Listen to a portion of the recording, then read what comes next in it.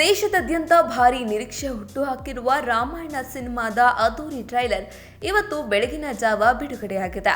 Hollywood level visuals ನೋಡಿ cine ರಂಗವೇ shock ಆಗಿದೆ.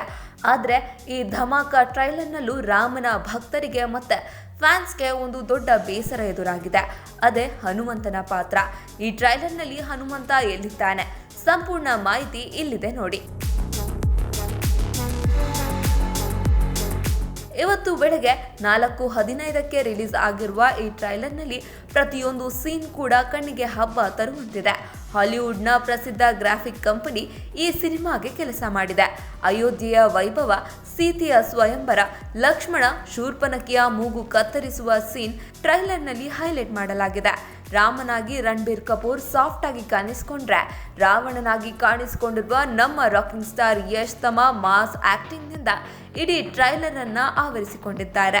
Trailer ಇಷ್ಟೊಂದು ಗ್ರ್ಯಾಂಡ್ ಆಗಿದ್ರು ಸೋಷಿಯಲ್ ಮೀಡಿಯಾದಲ್ಲಿ ಈಗ ದೊಡ್ಡ ಮಟ್ಟದ ಚರ್ಚೆಗೆ ಕಾರಣವಾಗಿರೋದು ಹನುಮಂತನ ಪಾತ್ರದ ಬಗ್ಗೆ.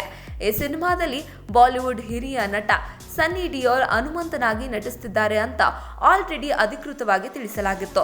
ಆದ್ರೆ ಇವತ್ತು ಬಂದಿರುವ ಟ್ರೈಲರ್ನಲ್ಲಿ ಆಂಜನೇಯನ ಒಂದು ಸಣ್ಣ ದೃಶ್ಯ ಕೂಡ ಇಲ್ಲ. ಚಿತ್ರತಂಡ ಹನುಮಂತನ ಲುಕ್ ಅನ್ನ ಸದ್ಯಕ್ಕೆ ಸಸ್ಪೆನ್ಸ್ ಆಗಿ ಇಟ್ಟಿದೆ.